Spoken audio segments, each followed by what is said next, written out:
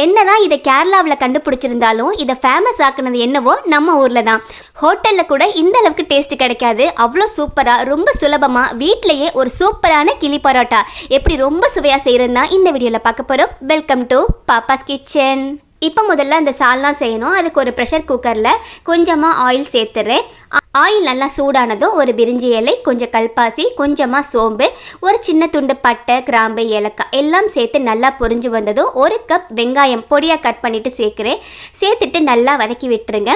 இப்போ இதில் 2 medium size தக்காளியும் சேர்த்துட்டு நல்லா வதக்கி விட்டுக்கிறேன். 1/2 கப் அளவுக்கு தேங்காய் எடுத்திருக்கேன். கூடவே 1 டீஸ்பூன் சீரகம், 1 டீஸ்பூன் சோம்பு, 1 டீஸ்பூன் மிளகு, சின்னதாக 2 துண்டு பட்டை, 2-3 கிராம்பு, 2-3 ஏலக்காய், கூடவே 1 டேபிள் ஸ்பூன் பொட்டுக்கடலை. இது கூட நீங்கள் கசகசா கூட சேர்த்துக்கலாம். நான் இன்றைக்கி சேர்க்கலை. கொஞ்சமாக தண்ணீர் சேர்த்து இது நல்லா அரைச்சி எடுத்துக்கோங்க. இதுக்கடையில் வெங்காயம் தக்காளி நல்லா வதங்கி வந்துருச்சு. இப்போ இதில் கொஞ்சமாக இஞ்சி பூண்டு விழுது 1 டேபிள் ஸ்பூன் அளவுக்கு சேர்த்துடலாம். சேர்த்துட்டு நல்லா வதக்கி விட்டுக்கோங்க. இஞ்சி பூண்டு பச்சை ஸ்மெல் போன பிறகு ஒரு 300 கிராம் அளவுக்கு மட்டன் துண்டுகள் கழுவி சுத்தம் பண்ணி எடுத்துருந்தேன். அதை சேர்த்துட்டு கூடவே உப்பும் சேர்த்துட்டு நல்லா கலந்து விட்டுக்கோங்க. அந்த மட்டன் துண்டுகள் ஆயிலே நல்லா கலந்து வரட்டும். இதுக்கிடையில் நம்ம மசாலா அரைச்சிருந்தோம் இல்லையா, ஸோ அதுவும் நல்லா அரைப்பட்டு வந்துருச்சு. மட்டன் துண்டுகள் ஆயிலே ஒரு 5-10 நிமிஷம் நல்லா கலந்து விட்டுருங்க. தண்ணீர் எல்லாம் வந்து வத்துற மாதிரி கலந்து விட்டுருங்க. இப்போ இதில் மசாலா சேர்க்கலாம். 1.5 டேபிள் ஸ்பூன் அளவுக்கு மல்லித்தூள், 1/4 டீஸ்பூன் மஞ்சள் தூள், காரத்துக்கு தகுந்த மாதிரி மிளகாய்த்தூள் சேர்த்துட்டு நல்லா கலந்து விடுங்க. அந்த மசாலாவும் அந்த ஆயிலில் நல்லா கலந்து வரட்டும். இந்த அளவுக்கு நல்லா கலந்து விட்ட பிறகு நம்ம ஏற்கனவே தேங்காய் மற்ற மசாலாக்களெல்லாம் சேர்த்து மிக்ஸி ஜாரில் அரைச்சி எடுத்துருந்தோம் இல்லையா, அந்த கலவையை இதில் சேர்த்துடலாம். இந்த ரெசிபி நீங்கள் நார்மலாக மட்டன் குழம்பு வீட்டில் செய்கிறீங்கல்ல, அதையே கொஞ்சம் திக்காக செஞ்சுட்டு கூட நீங்கள் செய்யலாம். பட் இப்படி செய்யும் போது ஹோட்டலை விட அவ்வளோ டேஸ்ட்டாக இருக்கும். ட்ரை பண்ணி பாருங்கள். தேவையான அளவுக்கு தண்ணீரும் சேர்த்துக்கங்க. நம்ம இதுக்காகவே செய்கிறதால கொஞ்சம் திக்காக தான் செய்யணும். அப்போ தான் உங்களுக்கு அந்த நல்லா ஊறி வரத்துக்கு ரொம்ப சூப்பராக இருக்கும்.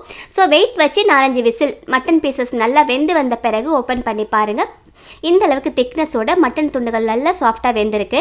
குழம்பு வந்து இலகலாக இருக்கக்கூடாது, அது ரொம்ப முக்கியம். இதிலிருந்து இப்போ மட்டன் பீசஸை மட்டும் நான் எடுத்துக்கிறேன். இதை அப்படியே வச்சுட்டு நீங்கள் தனியாக கூட மட்டன் சுக்கா ரெடி பண்ணலாம். அதுக்கு வேலையும் அதிகம் செலவும் அதிகம் இல்லையா. ஸோ நமக்கு இந்த சால்னா மட்டும் போதும். மட்டன் துண்டுகளை மட்டும் தனியாக கொஞ்சமாக எடுத்துக்கங்க. அப்படியே எடுத்தாலும் பரவாயில்லை, நமக்கு சால்னா மட்டும் தான் சேர்க்க போகிறோம். ஸோ நான் எல்லா மட்டன் துண்டுகளையும் தனியாக எடுத்துகிட்டு திக்கான சால்னா ரொம்ப சூப்பராக இந்த பக்கம் ரெடியாக இருக்குது. இப்போ மட்டன் சுக்கா ரெடி பண்ணணும் இல்லை, அதுக்கு ஒரு பேனில் கொஞ்சமாக ஆயில் சேர்த்துட்டு 1 கப் வெங்காயம் சேர்த்து நல்லா வதக்கி விட்டுக்கங்க. இப்போ இதில் நம்ம சால்னாவில் போட்டு எடுத்தோம்லே அந்த மட்டன் துண்டுகளை சேர்த்துட்டு நல்லா மேஷ் பண்ணி விட்டுக்கங்க. உங்களுக்கு நிறைய மட்டன் பீசஸ் வேணும்னா தனித்தனியாகவே நீங்கள் வந்து மட்டன் பீசஸ் வந்து சேர்த்து செஞ்சுக்கலாம். இப்போ இதில் வறுத்து எடுத்த மிளகு சீரக பொடி கொஞ்சம் சேர்க்குறேன். கூடவே கொஞ்சமாக உப்பு ஆல்ரெடி சால்னாவில் சேர்த்துருந்தோம். பட் இப்போ சேர்த்துருக்க பொருட்களுக்கு கொஞ்சமாக உப்பு சேர்த்துக்கங்க. சேர்த்துட்டு நல்லா கலந்து விட்டுக்கங்க. ஒரு சுக்கா மாதிரி வரணும், மட்டன் சுக்கா மாதிரி ரெடி பண்ணணும். இதே ரெசிபி நீங்கள் சிக்கன்லேயும் ரெடி செய்யலாம். சிக்கன்லேயுமே தனித்தனியாக நீங்கள் சால்னாவுக்கு தனி சிக்கன், சுக்காவுக்கு தனியாக நீங்கள் செஞ்சுட்டு கூட செய்யலாம். அல்லது சால்னாவில் உள்ள அந்த பீசஸை எடுத்து கூட நீங்கள் சுக்கா மாதிரி இந்த மாதிரி ரெடி பண்ணிக்கலாம். இப்போ பாருங்கள், இந்த அளவுக்கு நல்லா ட்ரையாக வந்துருச்சு. அந்த மட்டன் பீசஸ் எல்லாம் மேஷ் ஆகி நல்லா சூப்பராகவே இருக்குது. இப்போ ஸ்டவ் ஆஃப் பண்ணிவிட்டு தனியாக எடுத்து வச்சுருங்க. இப்போ அடுத்த ஸ்டெப், ஒரு பெரிய வாழை இலை எடுத்துருந்தேன்.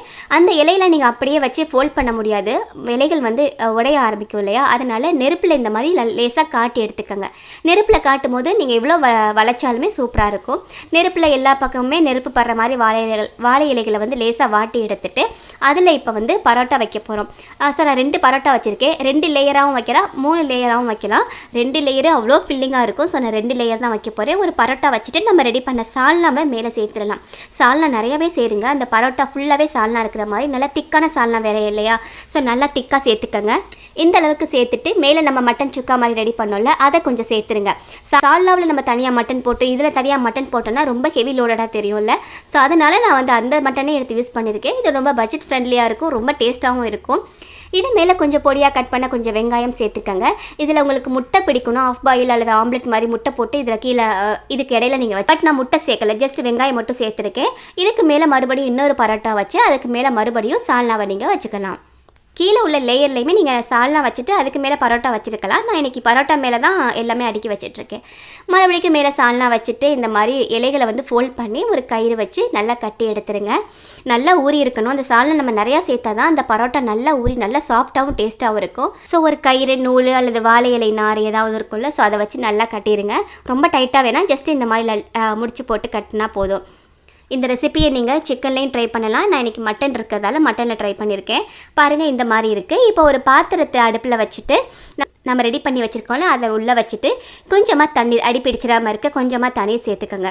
இந்த தண்ணீர் இலைக்குள்ளே போயிடாது. இலை ஓட்டை இல்லாமல் இருந்ததுன்னா இலைக்குள்ளே போயிடாது. இலையில் ஓட்டை விழுகும்னு நினச்சிங்கன்னா 2 இலையாக நீங்கள் வந்து ஃபோல்ட் பண்ணிக்கலாம். ஒரு 2-3 நிமிஷம் இருக்கட்டும். அதுக்கு பிறகு லேசாக ஓப்பன் பண்ணிவிட்டு அந்த இலைகளை வந்து அப்படி திருப்பி போட்டுருங்க. திருப்பி போட்டுட்டு மறுபடியும் ஒரு 2-3 நிமிஷம், மொத்தமாகவே இதுக்கு ஒரு 7-8 நிமிஷம் தான் தேவைப்படும். இந்த மாதிரி வந்த பிறகு வெளியில் எடுத்துடலாம். இப்போ இதை ஓப்பன் பண்ணி பார்க்கலாம். நல்லா அந்த வாழை இலை வாசத்தோடு அவ்வளோ சூப்பராக நம்மளுடைய கிளி பரோட்டா ரெடி ஆயிருச்சு. இதை வேறு ஒரு ஃப்ரெஷ்ஷான வாழை இலைக்கு நான் மாற்றிடுறேன். பாருங்கள், டெம்டிங்காக இருக்குல்ல, அவ்வளோ சூப்பராக வந்துருந்தது. டேஸ்ட் வந்து சான்ஸே இல்லை. ஹோட்டலில் சாப்பிட்றத விட இது அவ்வளோ டேஸ்ட்டாக இருந்தது. கண்டிப்பாக ஒன்ஸ் ட்ரை பண்ணி பாருங்கள். நம்ம சேர்த்துருக்க மசாலா, நம்ம ரெடி பண்ண சுக்காவெல்லாம் அந்தளவுக்கு டேஸ்ட் இதை கொடுத்துருந்தது. நல்லா அந்த பரோட்டாவில் ஊறி வேறு லெவல் டேஸ்ட் இருந்தது. உங்களுக்கு முட்டை பிடிக்கும்னா நீங்கள் முட்டை ஆம்லெட்டாவோ ஆஃப் பாயிலாவோ இதில் செஞ்சு உள்ளே ஸ்டஃப் பண்ணியிருந்தீங்கன்னா இன்னும் நல்லா டேஸ்ட்டாக இருக்கும். இது இன்னும் நீங்கள் உங்களுக்கு பிடிச்ச மாதிரி இதை நிறைய டிஃப்ரெண்ட் வெரைட்டிஸில் நீங்கள் செஞ்சுக்கலாம். இது ஒரு பேசிக் மெத்தட். ட்ரஸ்ட் மீ, கண்டிப்பாக ட்ரை பண்ணி பாருங்கள். கொஞ்சம் கூட டிசப்பாயின்மெண்ட் ஆகவே மாட்டீங்க. வேறு லெவல் டேஸ்ட் இருந்தது. ஸோ மிஸ் பண்ணாமல் நீங்களும் இதே மெத்தடில் வீட்டில் செஞ்சு பார்த்துட்டு எப்படி இருக்குன்னு கமெண்ட்டில் சொல்லுங்கள். நாளைக்கு ஒரு இன்ட்ரெஸ்டிங்கான ரெசிபி அல்லது vlogல மீட் பண்ணலாம். தேங்க்யூ.